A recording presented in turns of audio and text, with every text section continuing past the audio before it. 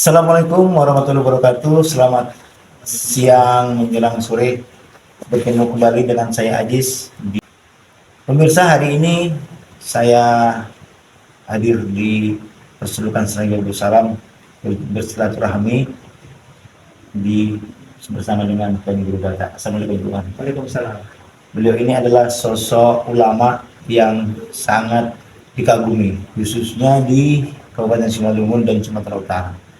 Yang ingin saya sampaikan, Tuan, terkait dengan memanasnya suhu politik di Indonesia. Apakah Persulukan ini ada gerakan-gerakan sehingga disebut dengan politik praktis? Coba Tuan tegaskan hal itu. Baik, ini Bung Ajis penting.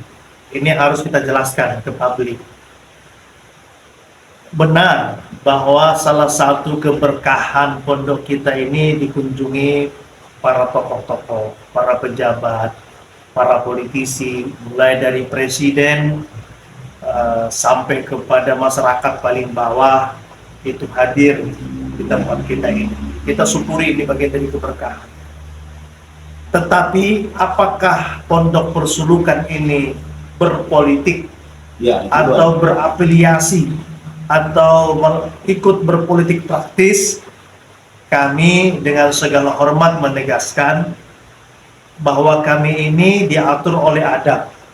Pondok Persulukan ini mulai dari Tuan Guru pertama, Allah Yarham Syekh Abdul Rahman Raja Guguk Al-Khalil As-Sabadi, bahwa Pondok Persulukan ini tidak dibenarkan berpolitik. Jamaah kita di berbagai daerah setiap tahun ribuan akan kumpul di sini. Mereka sudah paham itu, bahwa Persulukan tidak berpolitik. Tetapi kita di pondok ini menerima semua tokoh, menerima semua kalangan. Siapapun yang datang kita doakan. Ini adab. Jadi kalau kemarin Bapak Anies Rashid Baswedan datang, disambut dengan lautan manusia, para tuan-tuan guru juga hadir berbagai daerah.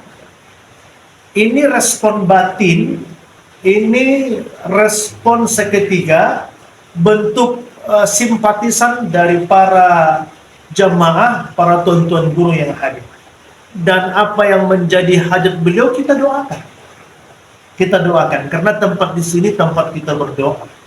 Jadi siapapun yang datang kita sambut dan kita doakan. Jadi ini harus kita tegaskan.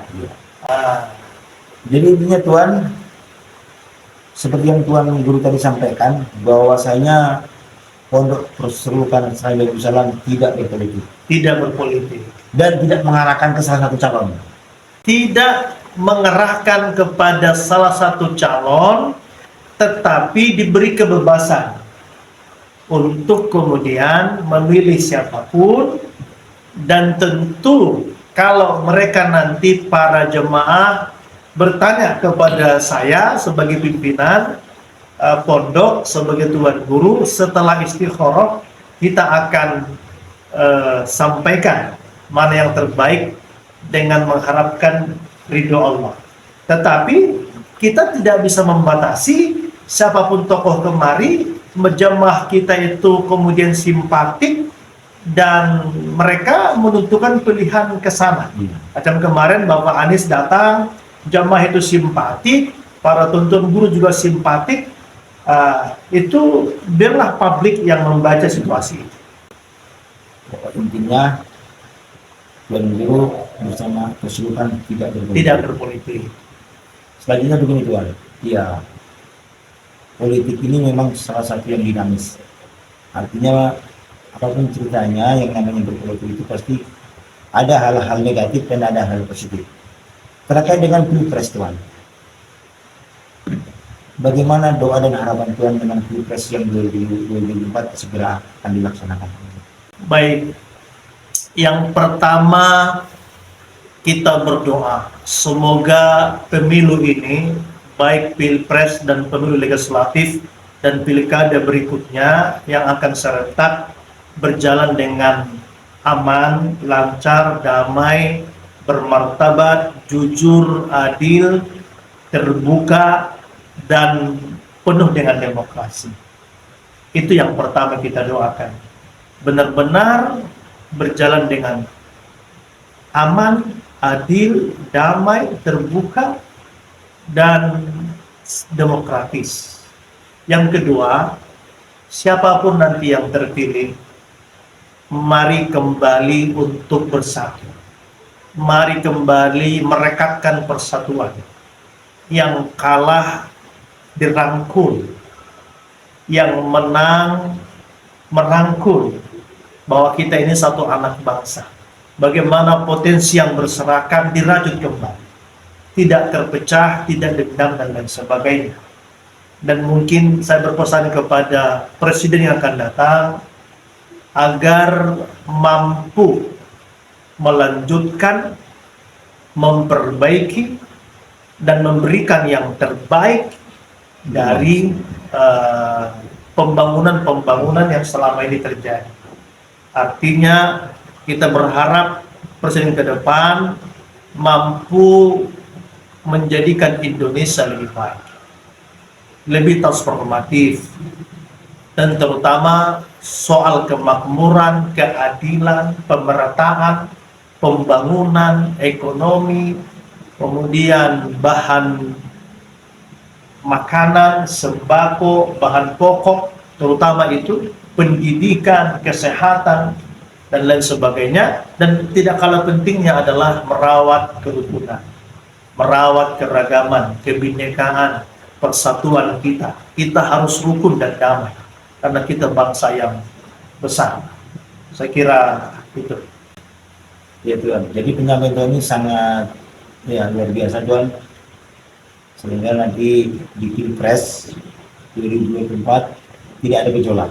Iya, dan penting ini saya baru ingat, tidak ada lagi politik polarisasi, politik kebencian, hasut, provokasi, ada hoax, jangan lagi. Kita punya pengalaman yang mengkhawatirkan periode yang lalu. Kita khawatir jangan lagi terulang itu. Kita mau politik yang gembira, yang riang, berbeda tapi asik, bisa ketawa bersama, bahwa ini pesta demokrasi, walau beda pilihan tapi bisa guyup, bisa rukun, dan tidak menebar kebencian dan tidak menebar provokasi dan hasutan. Kita bangsa yang damai, bangsa yang sejuk, bangsa yang kompak meskipun berbeda pilihan. Terima kasih Tuhan. Terakhir ini Tuhan, ini tadi menyangkut Pilpres Tuhan. Ya, kita agak sedikit tentunya nanti di pemilihan 14 Februari itu ada pemilihan legislatif dan presiden. Yang ingin saya mohon pesan-pesan Tuhan kepada masyarakat khususnya, bahwasanya kebetulan kita akan memilih juga selain ada presiden dan anggota DPRD. Coba Tuhan sampaikan kepada masyarakat bagaimana kita menyikapi tentang perpolitikan khususnya di DPRD sendiri Tuhan. Baik, ini kan pemilu serentak ya. Iya Tuhan. Memilih presiden, memilih legislatif mulai dari DPR RI, DPRD tingkat provinsi atau ini sumut sampai kepada daerah. Artinya harus ada edukasi, harus ada sosialisasi dan edukasi, bahwa nanti masyarakat waktu memilih itu bahwa memilih presiden sekaligus legislatif. Dan yang kedua, perlu edukasi. Pilihlah calon-calon terutama di daerah kita yang benar-benar punya kompetensi, punya kemampuan, punya integritas, punya moral, tidak asal maju, tidak punya background, tidak punya kompetensi, dan tidak punya moral. Mari kita pilih yang benar-benar kita yakini mampu untuk memberikan yang terbaik, punya rekam jejak, punya moral yang baik, dan lain sebagainya. Terima kasih Tuhan atas segala tanggapan, dan semoga nanti di pemilu 2024 masyarakat Indonesia tetap damai, rukun, khususnya di Simalungun juga seperti itu, sehingga tidak ada gejolak-gejolak sehingga memunculkanlah hal-hal yang negatif di tengah masyarakat. Demikian pembicaraan kami dengan Tuan Guru Batak. Atas segala perhatiannya kami mengucapkan terima kasih. Assalamualaikum warahmatullahi wabarakatuh. Waalaikumsalam. Bye.